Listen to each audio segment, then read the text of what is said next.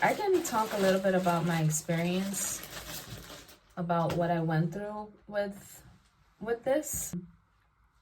And I guess I can just start from the beginning. I just wanted to sit and talk to you guys today. I just needed a friend. I have endometriosis. I don't know how many of you have endometriosis out there. And I've always been pretty scared to share my journey or what I go through. It still is a little bit hard for me to come out and talk about things that happen to me. I'm a pretty private person, so talking about these things is a little bit difficult. So, bear with me, please. I'm still working on that. Maybe some girl out there goes through the same thing and she can know that she's not alone during her journey. It's not easy. I have endometriosis and adenomyosis. It's actually something they found a little bit later, which actually concerned me. But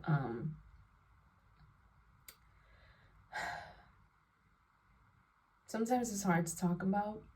Yeah. And I know a lot of women go through it. And it's something that's misdiagnosed and it's overlooked. Now is when I think that it's diagnosed a little bit more. And I just think that a lot of women just would struggle and nobody really knew what was going on, or they would just slap the band-aid on it. With my journey, I've had to go through several physicians to find one doctor that was a surgeon, and she specialized in endometriosis. So she specialized in the surgery as well. I just think that throughout the years, it was time to find somebody that can actually let me know what was going on with my body. I can talk a little bit about my experience, about what I went through with this. And I guess I can just start from the beginning. When I was younger, I would say in middle school, that's when I got my first period.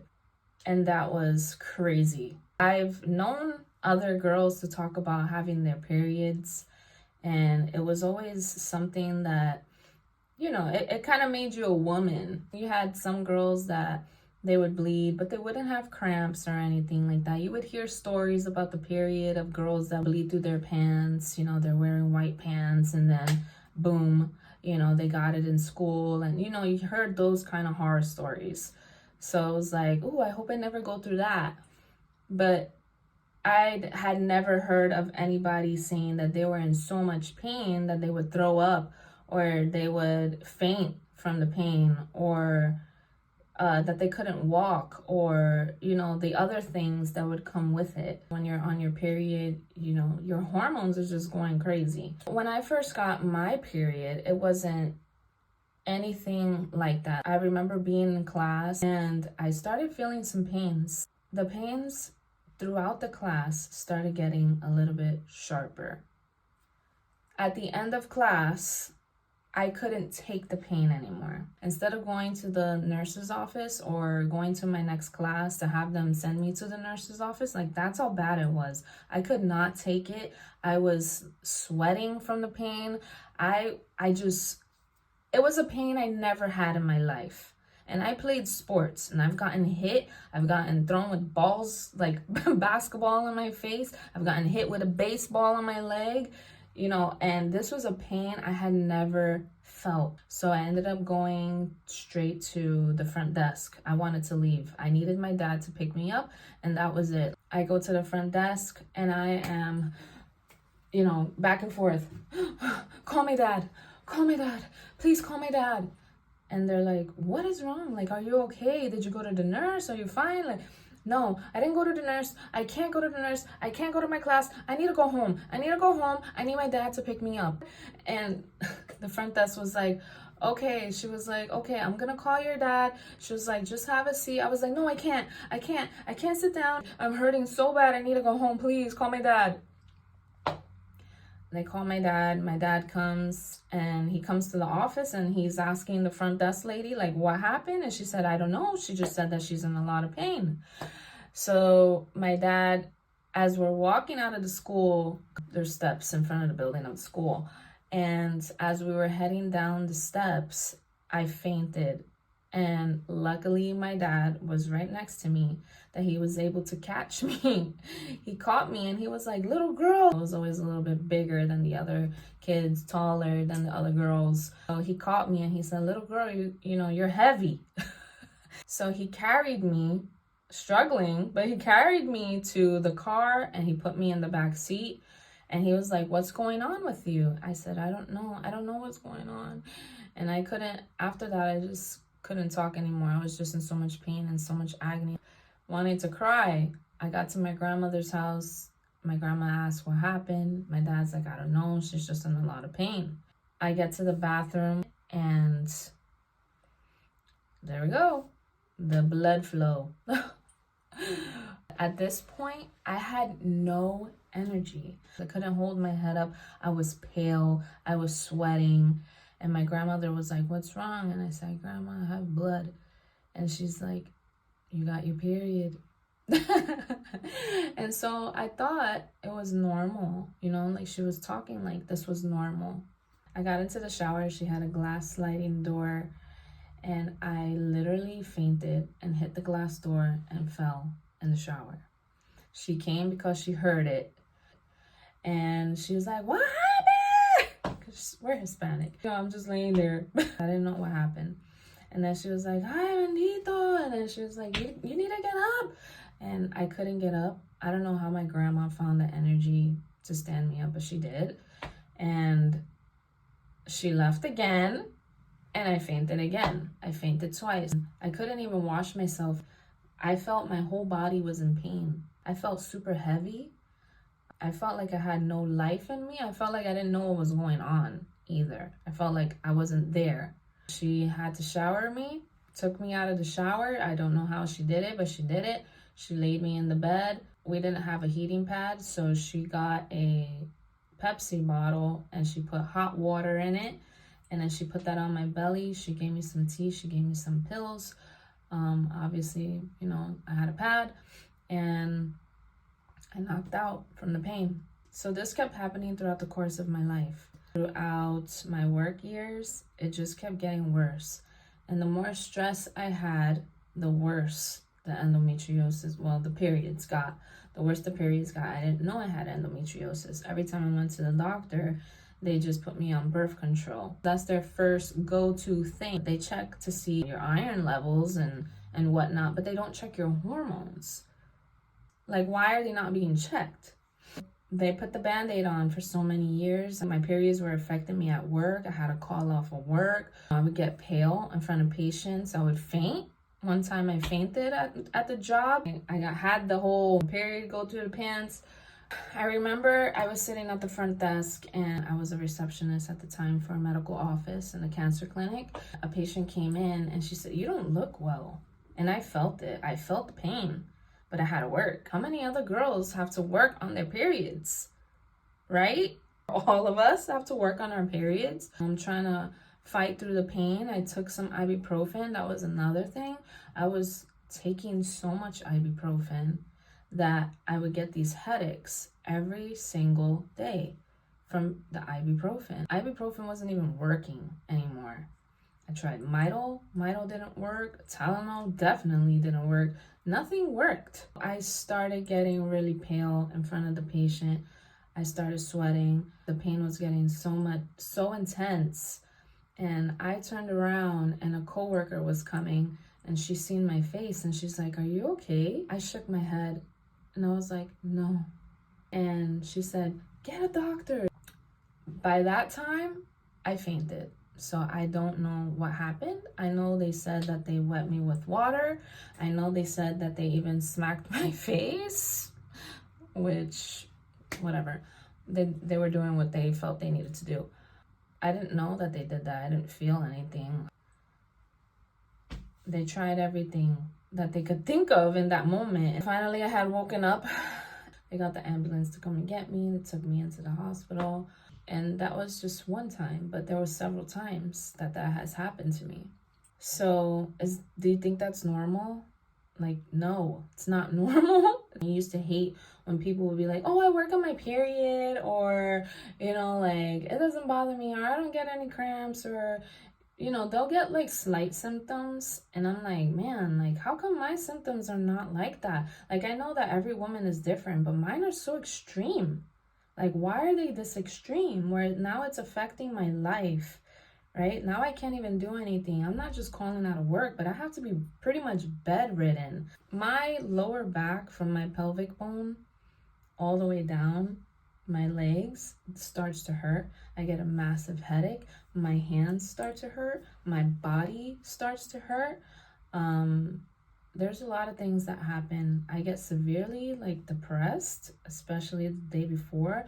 I'll start crying my eyes out, and I don't know why. Everything bothers me. I try to like talk myself out of it, but the way you feel inside and like your mind, it's like it's so easy for it to stay in the negative aspect, you know, and that I really dislike. And sometimes I'm like, okay, I have to talk to myself. I'm like, am I gonna get my period soon? Like, I shouldn't be crying over a Publix commercial. Why am I crying? Because Ariana Grande is singing a song that I've heard like 1,000 times, you know, and now I hear it on the radio and I'm crying. Like, that's just weird. Anyways, those are the little things. So I decided to go to another doctor, and that doctor said that I had fibroids on my ovaries. He did testing on me. I told him what was going on. He was an older doctor, but he was transitioning already from like seeing everybody to just seeing like his little old ladies, is what he said. And he was going to be working more in the hospital, so I had to stop seeing him. And I actually liked him. He was like, you have fibroids, you have cysts. I would get cysts a lot, and I know a lot of girls get that. And mine would rupture a lot. I was still on birth control at the time, until I got to a point where I didn't want birth control anymore, because this is literally just a mask over what I'm going through, and it's not doing the job anymore. I don't want to keep putting poison in my body, and I don't really see the benefits of it. And one day I would like to have a child. That was my biggest thing. And that is where I get like super emotional when it comes to talking about children, because I've always wanted to have a child of my own one day. I started thinking about kids, but this was like older, like getting into my 20s, like 19, 20, you know, around there. And I always thought, oh, you know, like, I can't wait to have like my little best friend. Like, that would be so cool to have, you know, and have a family. Like, I've always wanted that.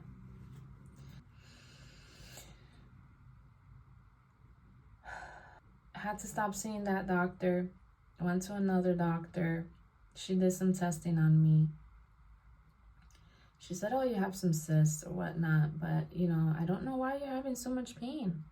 And, you know, do you want some birth control? You know, we can put you on birth control. There's really good birth control. Blah, blah, blah. No, I don't want birth control.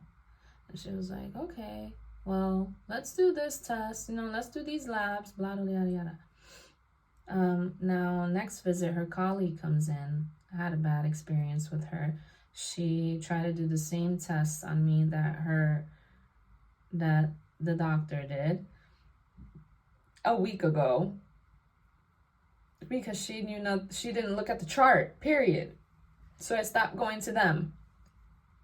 Then I went to another doctor, still tried to put me on birth control.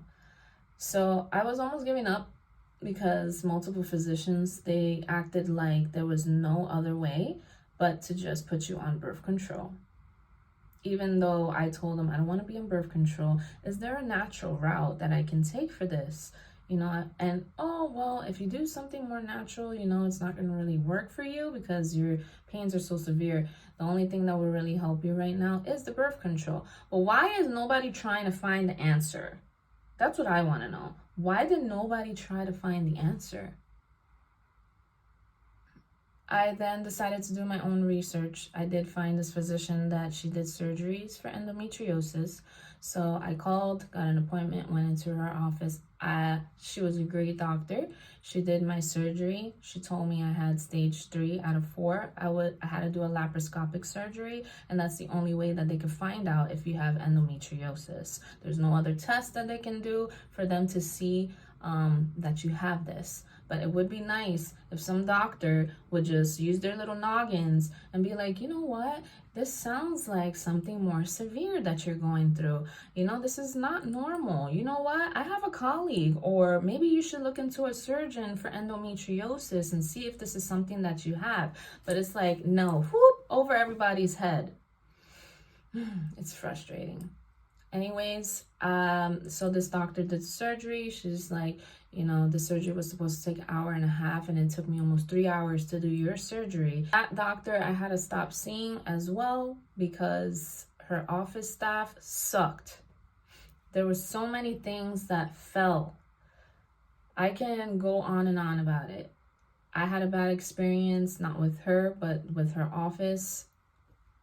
No good. Anyways, next, I went to another doctor. My mom was like, well, why don't you go to this doctor? I've been telling you to go to this doctor for a long time because he did my surgery, yada, yada. So I ended up going to him. He didn't even know what to do with me. I have already had my surgery. I'm still having pain.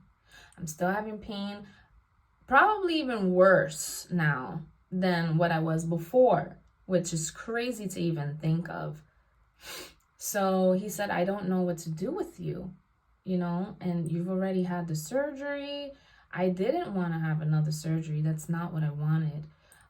Then I went to his colleague. He passed me along to his colleague. His colleague couldn't figure it out. She was like, well, you have endometriosis and adenomyosis. And with the adenomyosis, you'll have to have a hysterectomy.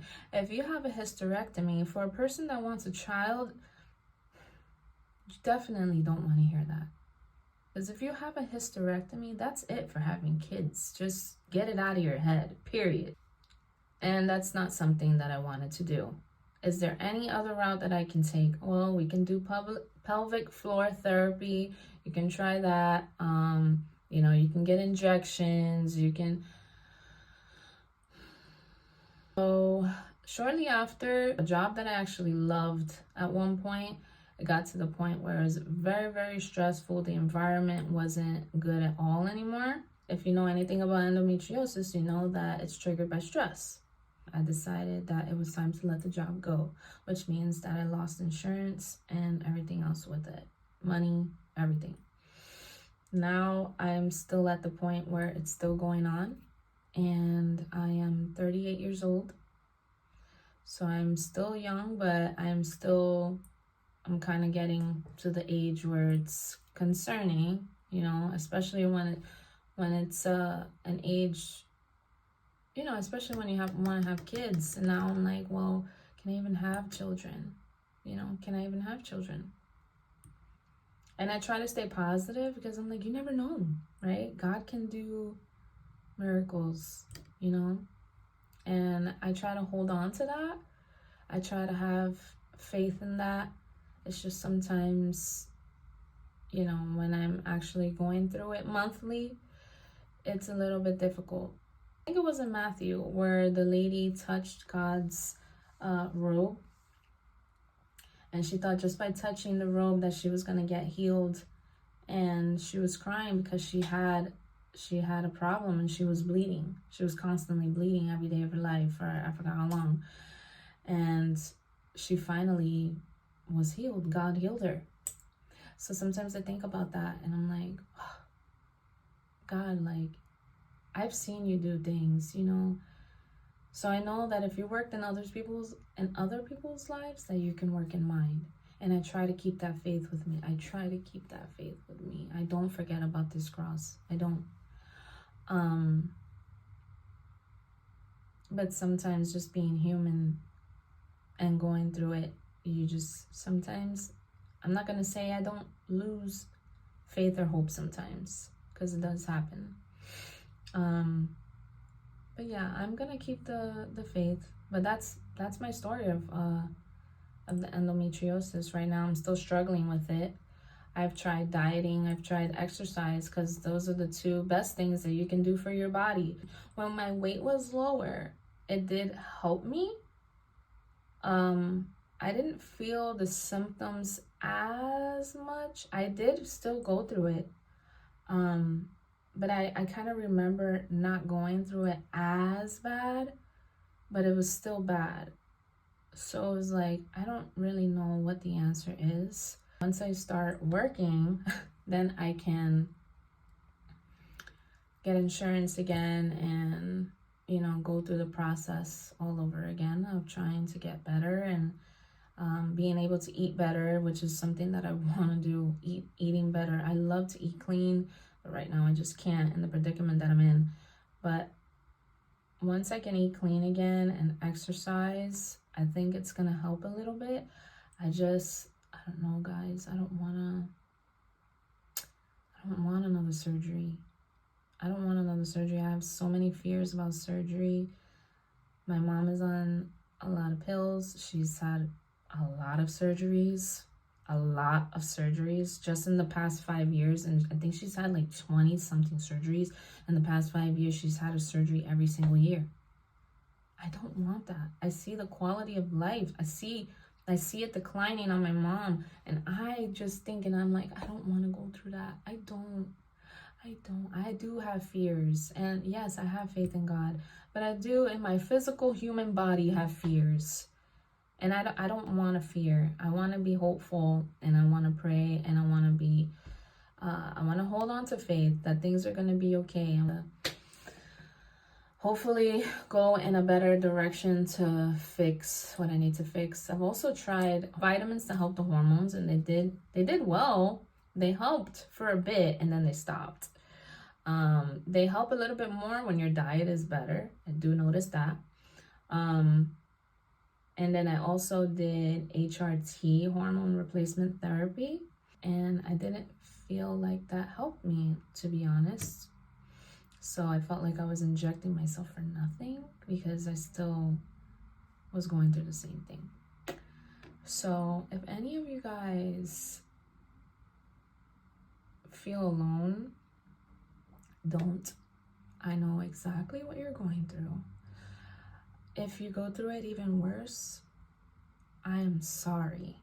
I am so sorry that you have to deal with that, because this is nothing fun. Like, people just don't understand. If they don't go through it, they don't understand. They just hear period and they think you'll survive. Yeah, you do survive, but you're gonna go through it. And they don't know what we go through. They really don't. They don't understand it. They just say, oh, I know somebody that has endometriosis. Yeah, you know someone, but you don't know what it's like until you have it. You're not alone. If there are things that helped you, I would love to know. I would love to know what helped you. Did you have to go through another surgery? How many doctors did you have to go to find out that you had endometriosis? Did you get better off of your first surgery? Did you get hormone replacement therapy as well? Did that work for you? It didn't work for me, but you know, I just want to know more about you guys, because you know, you guys are important. We're all important. No one knows your body and what you're going through better than you. No one knows my body and what I'm going through better than me. I can tell you what I'm going through, but you're not going to know unless you're me. Again, for the girls that are going through it, you're not alone. Like, we can build a community together.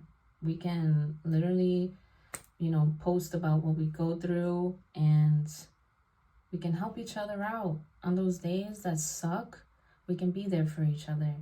Or maybe not, I don't know. We might opt out because we can't really be there for a pain. But I just want to let you guys know that I do understand. Let's try to get through this together. Let's try to help each other. If you've had a baby and you have this, please let me know. Please let me know. Because I love those stories. I like to know the good side of things. You know, I want to know what's on the other side of the rainbow. Stay strong. That is a little bit of my story. I know I rambled a lot. Maybe we can give each other advice. yeah, comment below, or you can DM me. Anyways, guys, I love you so much. Thank you for sticking around. I know this was very long and I'm a little bit all over the place, but I appreciate you. And I will see you in the next one.